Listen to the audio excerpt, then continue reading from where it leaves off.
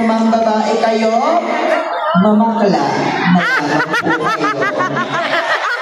Dahil, kuya, kapag nang babae ka, niligawan mo, i-date mo, gagastos ka. Mapapangasawa mo, obligasyon mong bumili ng diaper at gatas ng anak nyo. Gagastos ka. Kaya, kuya, dito ka na lang sa aming mga bakla. Buto wala si Seth. Iuunat ang dalawang paa, ipipikit ang dalawang mata. Pag-isip mo, kuya, may 5K ka na, may iPhone 16 Pro Max ka pa. Kuyang nakaitim sa likuran,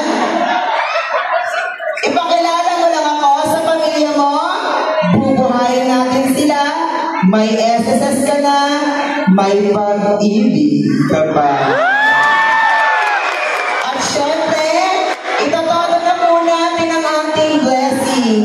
Hindi pa maubos ang aking savings. Makakalimutan ko ba naman, kuya, may NMAX ka pa. Joke lamang po. Panel of judges, I firmly believe that simplicity is beauty, and being simple is truly remarkable.